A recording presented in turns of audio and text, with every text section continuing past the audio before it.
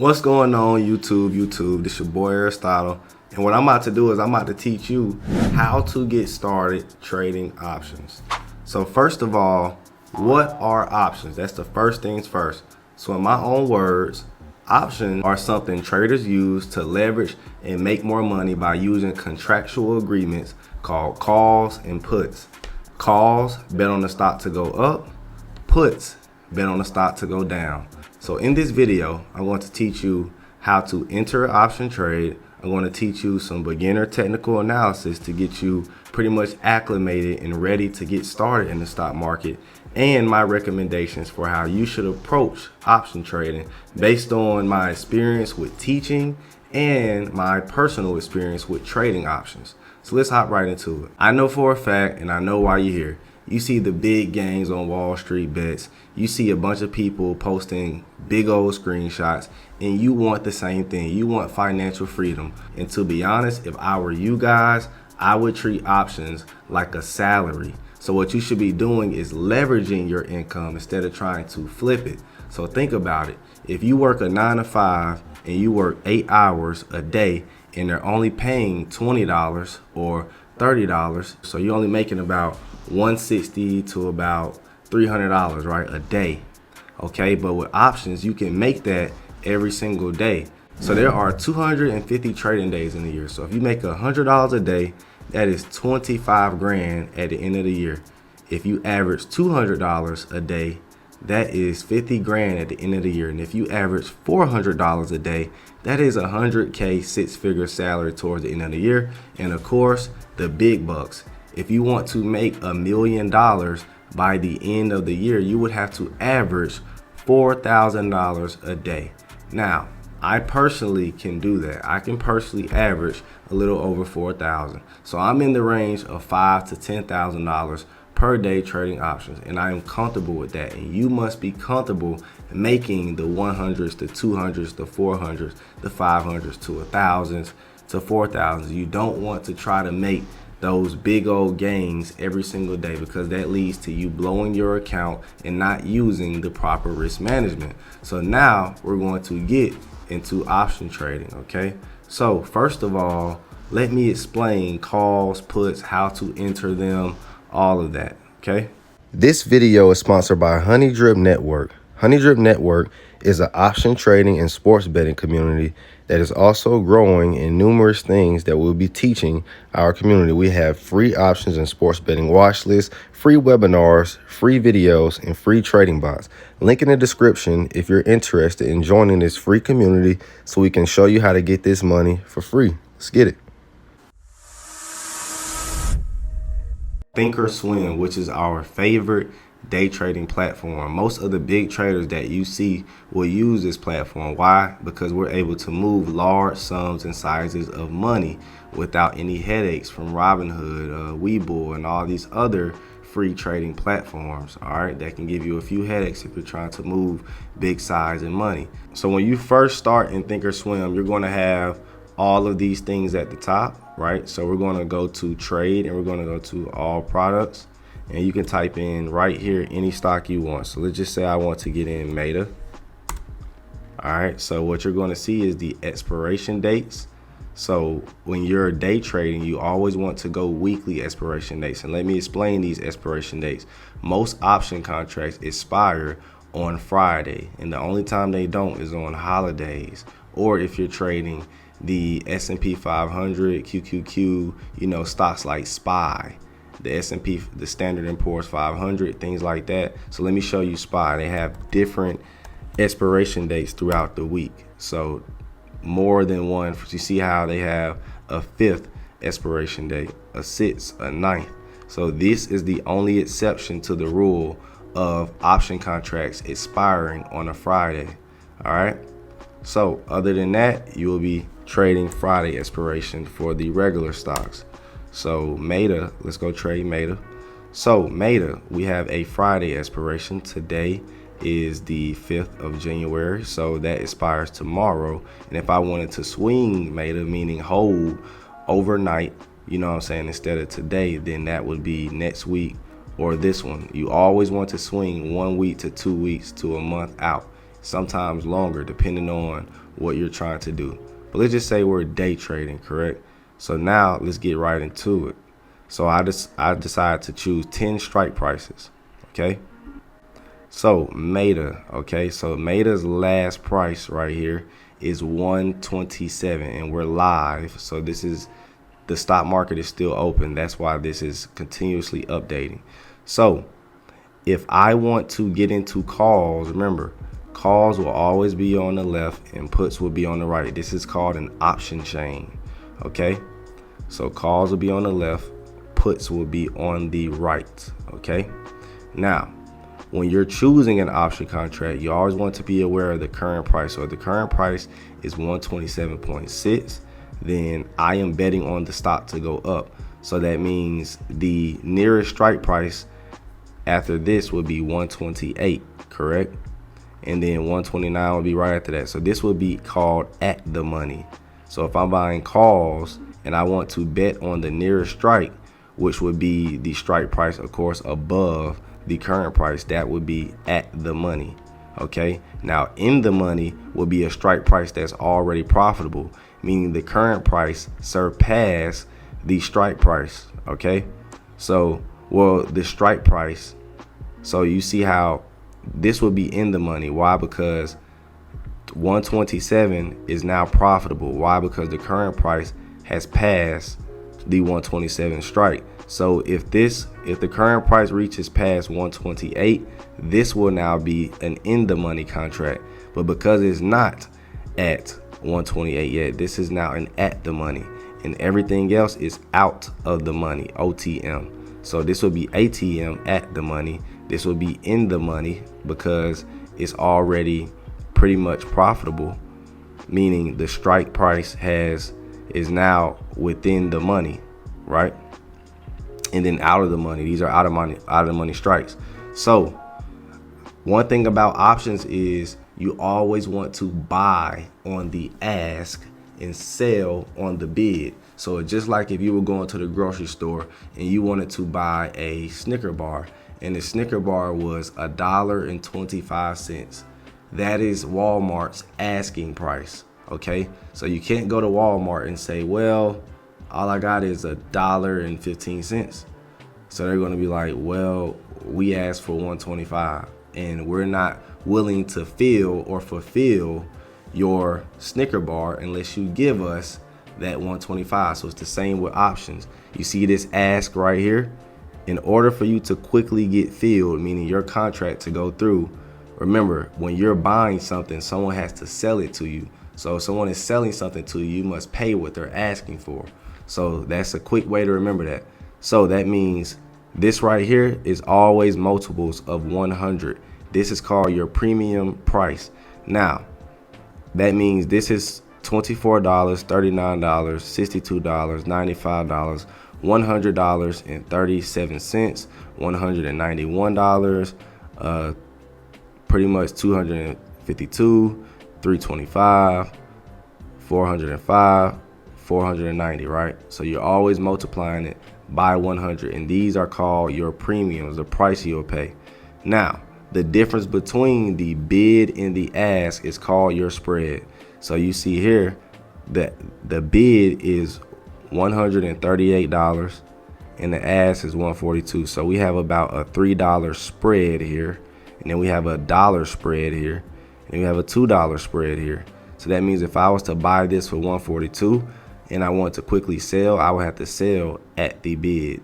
So you would be selling at a $3 loss. You get what I'm saying? So you could quickly get in this, and then you could sell quickly, but remember, you want this thing to go up. So when you're buying on the ask, you're trying to get the bids to go up, because that is how you sell. You can never sell back at the ask. You can't sell used goods, right?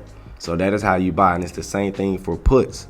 You would still buy the asking price. So if I was betting on Meta to go down, right? If I was betting on Meta to go down, then I would choose a 126, a 125, right? So I'm betting that this thing will come down, and the only way I make money is if these contracts go up or the bids go up. So meaning if I was to literally buy this for, let's just say 101 and it went to 1.5, right? So let's just say I bought it for, $100 and it went up to 1.5.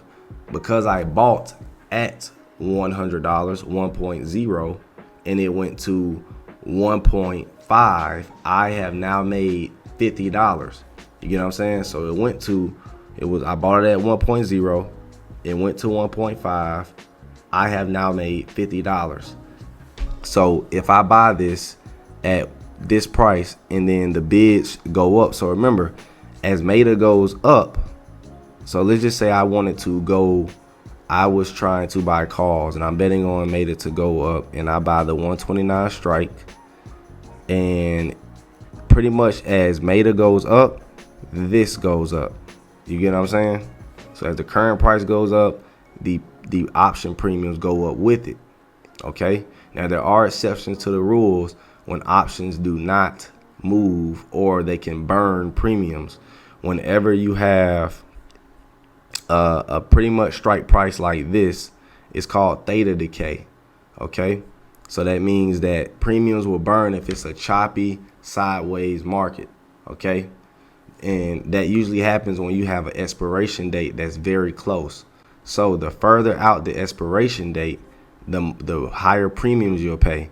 So you see how because this expires tomorrow, they're charging me a cheap premium because, it's only fair, right? But if it's expiring next week, it gets more expensive. You get what I'm saying? And it gets more expensive and more expensive the pretty much more time I have on my option contract. So be aware of that. When you're swinging, yes, you will be pretty much paying a higher premium because you're going further out. And when you're day trading, you'll be paying a lower premium because you're trying to capitalize on the day. So why would I choose so that's the reason why if I were day trading, it's January 5th, correct? But I will literally be using the January 6th because I pretty much only capitalizing on minutes to an hour of price action. You get what I mean? And puts, you're buying on the ask. So if I wanted to buy the 126 strike, I was betting on the stock to go down, I would choose something lower. You get what I'm saying? So I would go 125 because remember, you're betting on it to go down. You're not betting on it to go up. So if you're betting on it to go up, you're going to choose a higher strike price and you're going to go to the left side and buy calls. Calls bet on the stock to go up. Puts bet on the stock to go down. So if I was wanted to go up, I would choose this right here. And you see right here, it'll let me buy 10 contracts, but I could buy one if I wanted to. Now, remember what I said. I'm buying on the ask. So it should say $104 that I'm spending. Here's the price I'm spending. Confirm. And as you can see, this is what we're paying. Plus commission, of course. So they're charging 65 cents for commission. So that is how you pretty much play options and how you use them. And then all you got to do is press send and you're good. Now, you don't have to use this route. You can use what is called active trader as well. Now, if you want to enter these way quicker for a great day trading experience, you would go here to active trader, right? And then what I like to do is I like to detach my screen once I choose active trader. I like to go right here to this little thing right here, and I like to detach my screen, and I like to minimize that screen right after that. So now I have this open, and what I'll do is I like to pretty much bring this thing upward. So this is how I set up my active trader. I'm going to get it to look like this bad boy up here with buy market, sell market, buy the ask, sell the bid. So you see how they already have it green for you. All right, so this is buy market and sell market, and buy market means to automatically get filled. So you don't have to go in and buy the ask. They're just going to buy it. And that's usually for breakouts, because you got to think, if the stock is going up, right, then the premiums are changing fast. So you might not be able to catch the limit order or the premium. You might have to buy market so you can automatically get filled. So market is for people who want to get filled and not worried about the price. Now, you're still going to make money buying market. You're just not going to you're not going to be able to choose your price. But if the spreads are very tight, you can still buy market, because you got to think you're still going to get filled, and it's just a $3 spread on Apple. So buying market is really, nothing. So let's just say I'm on active trader. I got to go to the settings right here. And what we're going to do is we already have buy market. So what we're going to do is buy the ask. We're going to move that over, and we're going to get sell bid and add item. So that means, and then what we're going to do is we're going to move these up near the buy market and sell market, buy ask, and then sell bid. You see that? And then what we could do is we can take this flat and then reverse off. Oops, let me go back. I think I did something wrong. So I do that one more time. So put the buy ask and send that over. Put the sell bid and send that over. Add item over here. Now what we're going to do is we're going to take off. I'm going to move them down, reverse and flatten. So you see that thing that says first line? So that's all that means. This is the first line. So we're going to put buy ask up there near the first line. You see that? And then we're going to put sell bid near the first line. And then you want cancel to be there somewhere. And then on the second line, you can put auto send right there. And then quantity of buttons on the second line, just to, or you can put that on the first line, depending on how you want to play it. But you see that we have cancel and we have quantity of buttons on the second line. We do this drop down menu. Or some people like everything on the first line. So this is your second line, and auto send means if I say I want to buy, and this is how you also pick option contracts. You go here and we can do the same thing, the same stock, Meta, and same strikes.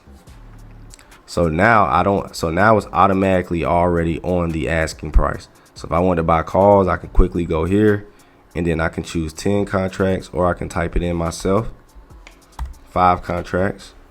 And now I'm in the 128 calls, January 6th, and I can get in quickly, and I can buy market, and it'll auto send it. Now, if you check this, what they'll do is they'll ask for permission first, so you can review it. So if you have auto send off, you get to review what you're spending first.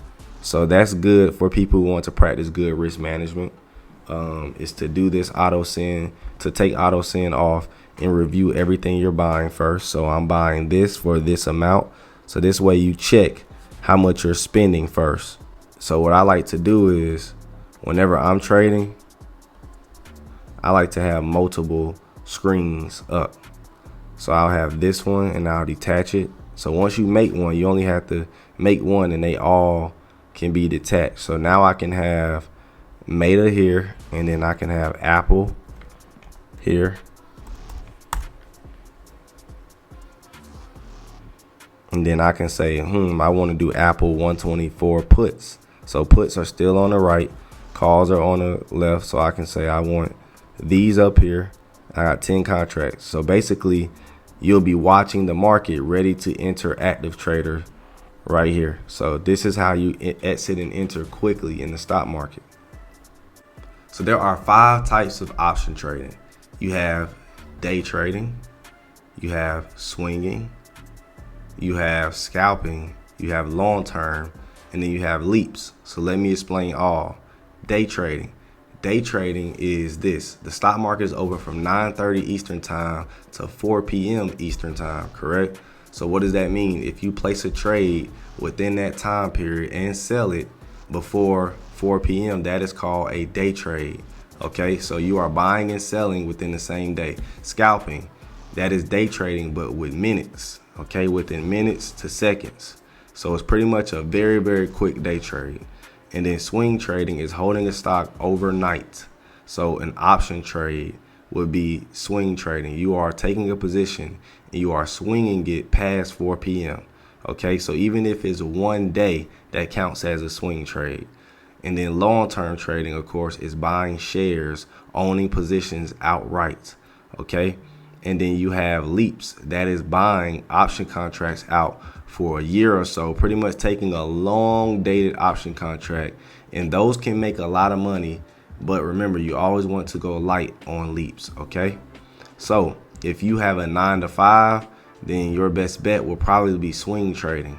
Okay, now if you can somehow catch the first 3 hours of the day, then day trading and scalping would be for you. Really, you only need the first 2 hours of the day to bank and make most of your money. You can make 100 to 1,000 or 4,000 within the first 2 hours, especially with the strategies that I teach.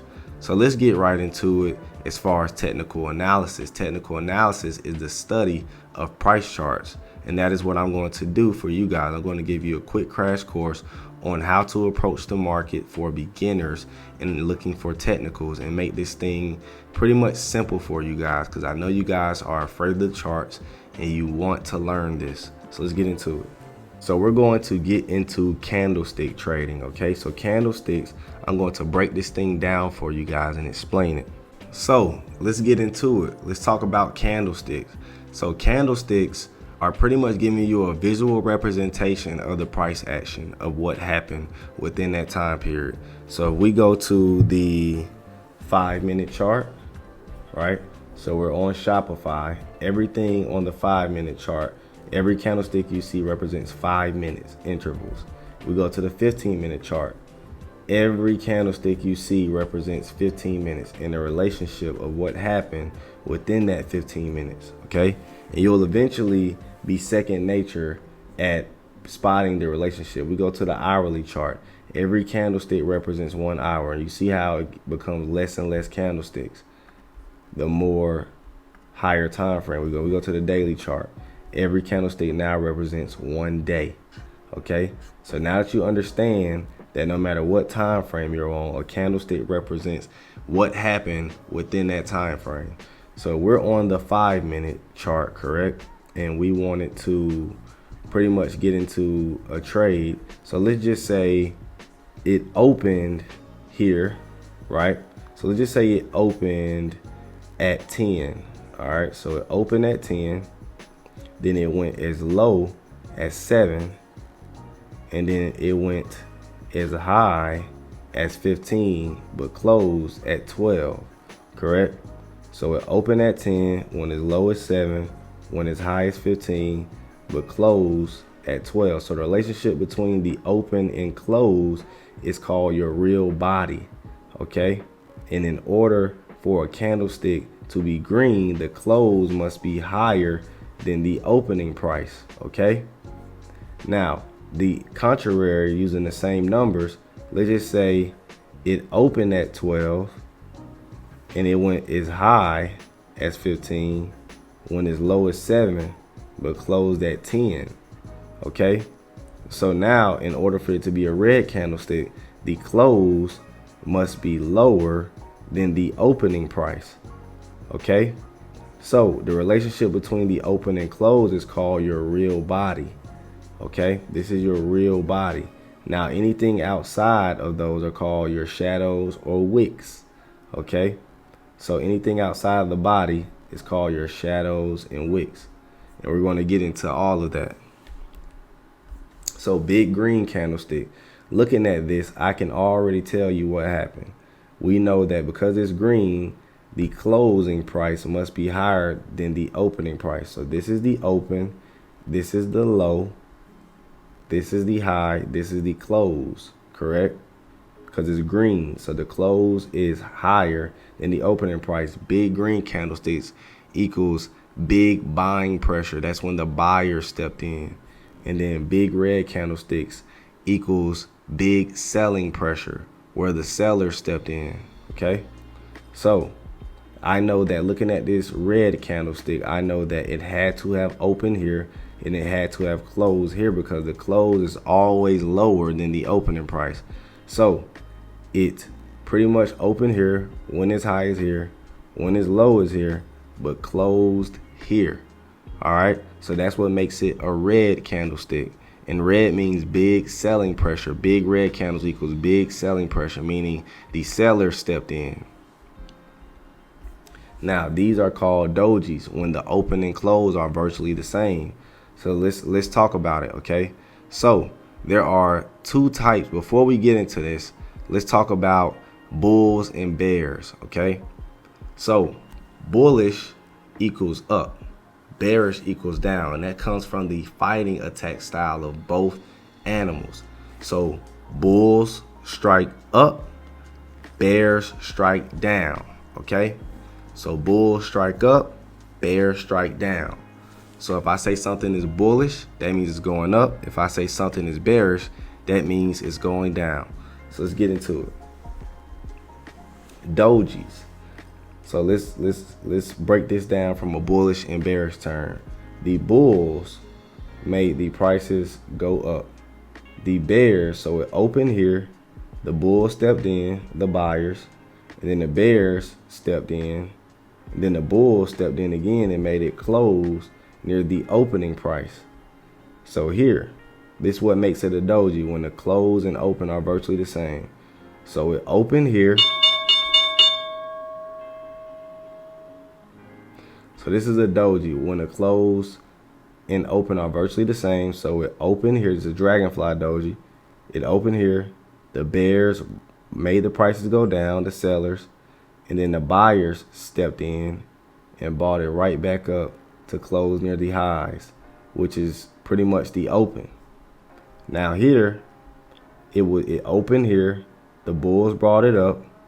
The bears brought it back down to close near the lows in the open, okay?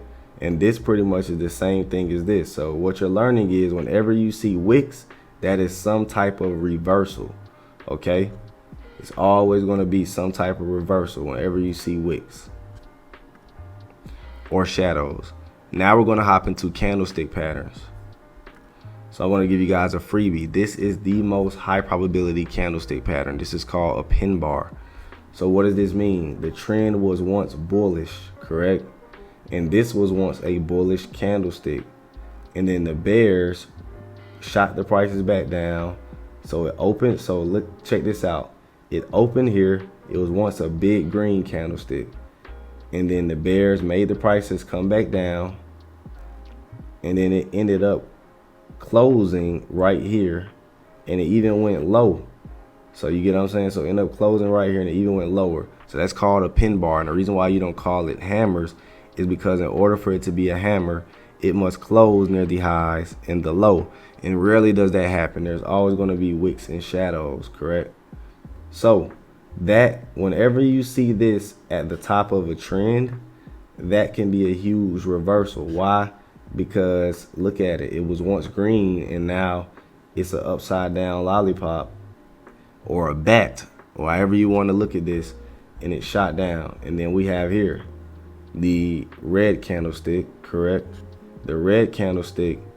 So now we have a bullish pin bar, which is usually a reversal after a downtrend.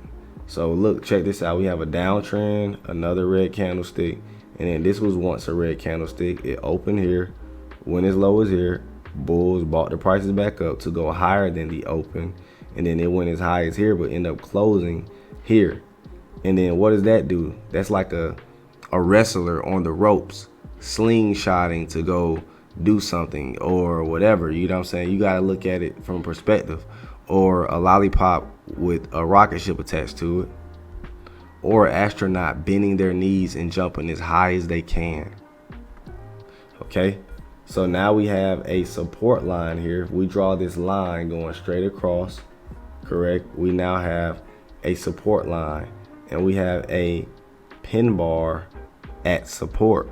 You see that? So we have a downtrend, and this was once a red candlestick, but the bulls end up pinning it at support, And then what does that do? Just like a wrestler on the ropes, it flies, it gives them momentum. That's why these are a very powerful standalone candlestick, because it shows momentum at support levels. Okay, and you see that we have a support here, and then we have a bounce at this support, another bounce, which is, this is a pin bar, of course. This is an upside down pin bar right here. So this is a bearish pin bar. And then we have a pin bar here. So you see that this thing was once red, then it got pinned at support and it flew from there. So if you had to ask yourself, One sec.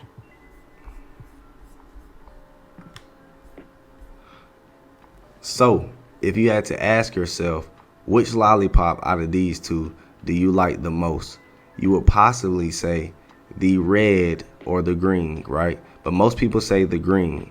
So I've done this survey a million times. I would say 60% of the world says green. The other 40% says red. Now, granted, before we move on, Jolly Ranchers is the only candy to mess up green.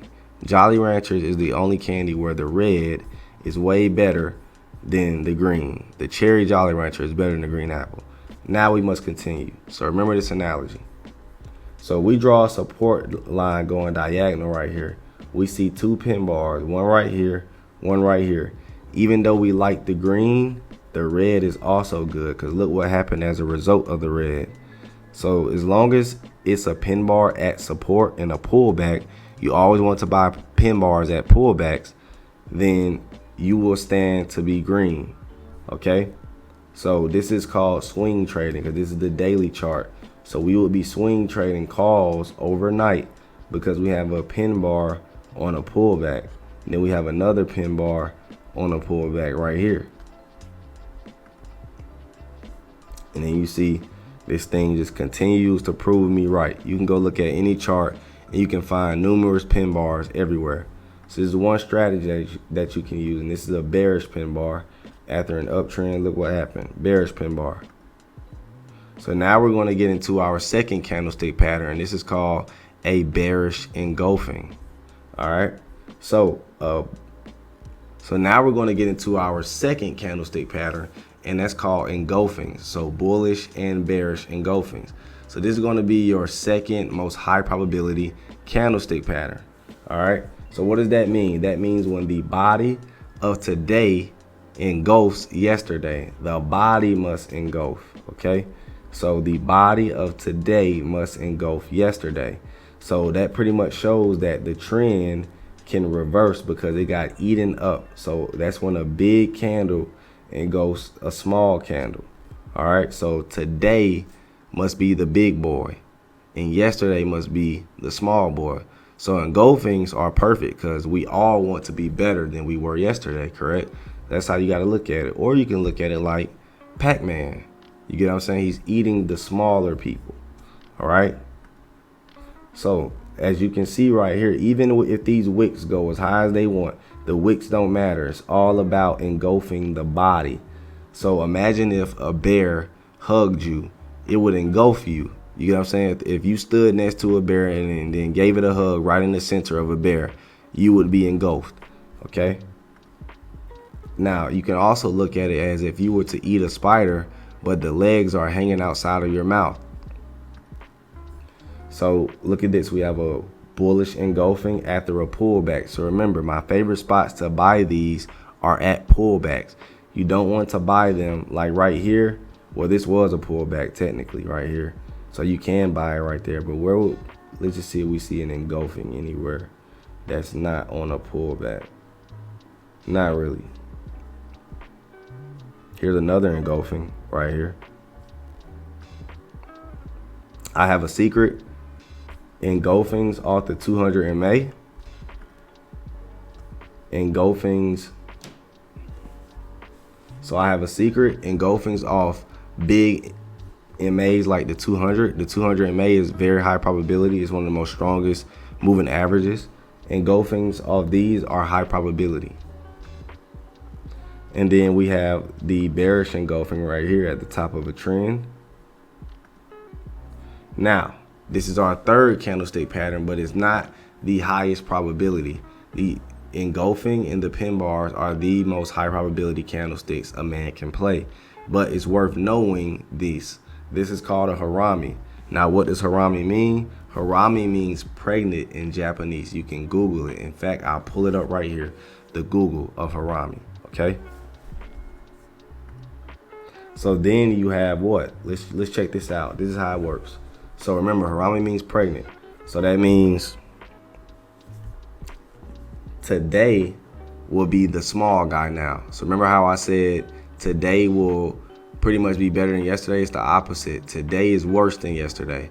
But that doesn't mean that it won't be good. We can learn from this mistake, correct? So today is now the small candle. And you see that? Today is now the small candle. So that's how you can remember the harami. Okay, and some call it inside bars. So you can call it that too. And how do you enter these? Pretty much, let's just say this is a bullish harami or bullish inside day. You would enter at the top of this. You see that line? This is your entry. So you would enter, I guess, this line, you know, this line break above this one. And for the bearish one, if this was a trend upward, you would enter at the low of the candle that is inside of, okay? So harami means pregnant. And check this out. Let's just say a couple, they're doing good, they started dating, then they run into problems. Next thing you know, they have a baby and everything is good. Now, every time I ask people, do babies make things go right? Most of the people say no, all right? And then here we go again. We have a couple that's doing good. Oh my God, they start arguing, they have a baby, and then everything goes good, okay? And then hot girl summer, which is the bearish pattern. So imagine a bunch of girls in a Nissan Altima saying, hey, it's summertime, it's Miami. Then one of them gets pregnant, hot girl summer over, and it's a wrap. So those, and this is how you play them. 15 cents above highs, okay? So this is how you play them. These are your entry points. So now that you guys understand candlesticks, we can get into the last part of technical analysis, which is support and resistance. Make sure you subscribe to Honey Drip Network's premium chat. We offer live trading every day via Zoom and Discord voice, exclusive courses, pre-market webinars each morning, exclusive Q&A sessions, tech signals, sports betting options, long-term and leaps, small account channel, and business shout-outs on our IG page. Link in the description to get in. Let's get it. So we can delete all of these and we can start over. So let's get into some support and resistance. Let me remove pretty much everything so you guys can see. So support is your floor, resistance is your ceiling. So resistance is where things bounce down from. If you had a bouncy ball and you bounced it on the floor, it would bounce upward. So this would be support, correct? So resistance would be your ceiling. Where are things bouncing down from? So let's find resistances. This would be a resistance point. You see that? Why? Because things are bouncing down from it. Bouncing down from it. Bouncing down from it. Now, what would be support? Where are the bounce ups from? This could be a support, right? Or even this one. This could be like a little mini support. See that? Why? Because we have bounce upwards from this. Bounce up, bounce up, bounce up, bounce up. Even this could be a support. So let me show you another form of support. Let me go to another stock. Let's go to SPY, because SPY has better support resistance lines.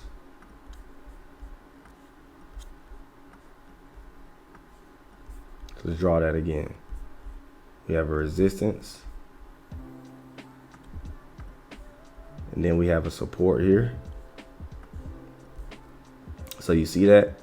So sometimes it don't have to be exact. Now technically this is support, but this could also be support too. And what you would do is, so sometimes they don't have to be exact. They just have to be in a zone where things have bounced from. So we kind of like scroll in, you'll see that it is a great support line. You see that where things bounce upward from this line, bounce upward from this line. And you see that we go in history, we have another bounce at this line.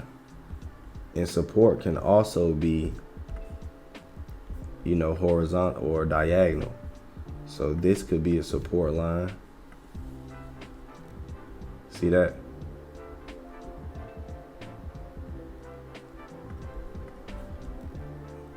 You see that bouncing up from it, bouncing up from it, bouncing up from it, bouncing up from it, bouncing up. Now, when do you get out? Is when it breaks the pretty much trend line. And then we can even find more. Sometimes you got to go to lower time frames to be able to find these even more. So let me show you something. Now we can see more support and resistance line. Now that we're on the 4-hour chart, we can see even more. So you see that? So this is the same thing, bouncing. So this is a resistance line.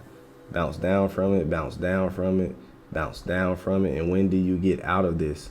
Whenever it breaks trend. So usually you're supposed to get in on the third touch, and it makes sense because you can't trust 1, you can't trust 2, but you can trust 3. So if you'll notice, mostly all the guaranteed falls on the third touch of resistance. I just gave you guys a hint. That's high probability. 1, 2, 3 fall, and then the fourth one is, and then after that, I'll say after the fourth one, it gets kind of less guaranteed, but the third one is the guaranteed one. So look at this: 1, 2, 3 touches of resistance by puts, fall. 1, 2, 3, or you can say this one is the third one, fall. You get what I'm saying? And then we have another one right here. Almost. See that? 1, 2, 3, fall. And then we have support touches too. We have a support trend line. See that? And then when do you get out? Whenever it breaks the support line. So we have 1, 2, 3, rocket. So you're gonna notice those 3 touches of support and resistance are bread and butter. All right. Let me delete that.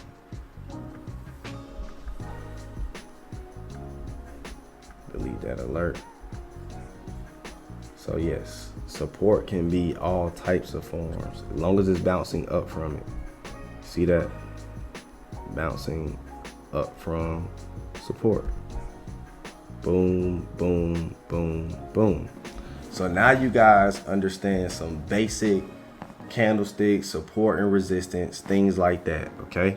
Now you understand that. So now we're going to get into even more of option trading, and that is called risk management. So what is risk management? Risk management is the most important thing an option trader can use in order to leverage or make money and stay profitable, okay?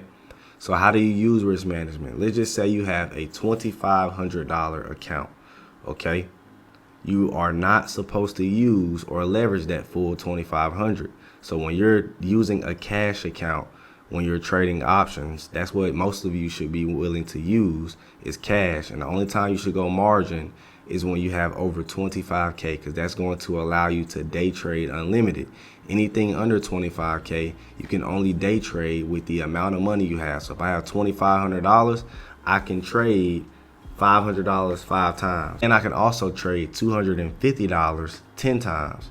You know what I'm saying? Or I can trade $25 100 times. You get what I mean? I can make as many trades as I want with the money I have. So risk management is simple. And my personal risk management strategy that I tell people is, when you have a small account, anything under $10,000, then you need to be doing what is called the 20-20 rule, which means I'm going to use 20% of my account and I'm going to take out 20% for profit. So let's just say I got $2,500 and every finger equals $500. I'm going to use 500 and then hopefully to make $100, which is 20%. So you don't have to make 100% returns, 200% returns. All you gotta do is keep leveraging your money. All right, use another 500, and then boom, I take out 20%. That's 100. Then another 500, take out 20%. So with $2,500, I can make $500 with just leveraging $500 5 times and only getting 20%. You get what I'm saying? So it's all about taking your money and having risk management, having a plan, only putting your $500 to high probability setups. So I already gave you guys about 3 of them. I gave you the bullish engulfing, I gave you the pin bars, and I gave you the 3 touches of support and resistance. So those are 3 strategies that you could use to pretty much put your $500 into and possibly get way more than 20%. Honestly, you can get 100% returns off those, but that's what this is about. But that would be for you guys with the 9 to 5s. You would be swing trading with those 3 strategies that I taught. And yes, those 3 strategies are high probability strategies. Now, if you want more of my high probability strategies, you would go down to the link in the description where I have all of that. I have the course, the trial for my group chat, and my personal high probability strategies. Okay. So I have everything you need to get started, and I even have a free book, okay? So a free book that'll get you started with all of this, okay? Now, my last recommendation is to paper trade. Make sure you paper trade to start off. So I would say paper trade with the money that you would actually use, and not try to paper trade with money that you don't have. Like, don't try to go in with 100K, nothing like that. Paper trade with the actual amount that you have. Simulate trading. So it's a simulator trading. You can use it with Thinkorswim. Thinkorswim allows you to paper trade. That's using fake money, but in real time. So Thinkorswim will, all you have to do is get an account, log in, but instead of using your real money, go to the paper trade portion of it, and that's it. Just create a Thinkorswim account, throw in some money, but don't start trading yet. Go to paper trading, and then boom, and once you've developed I would say this, if you can stay profitable for at least 1 month paper trading, you can go live the next month. That's all I would say. At least if you can stay profitable for 1 month paper trading, then you have the confidence and the swagger to be able to trade with real money. All right. It's your boy Aristotle. Link in my description if you want to get all of this money. This is how you get started trading options. It's your boy Aristotle. I'm out. Let's get it.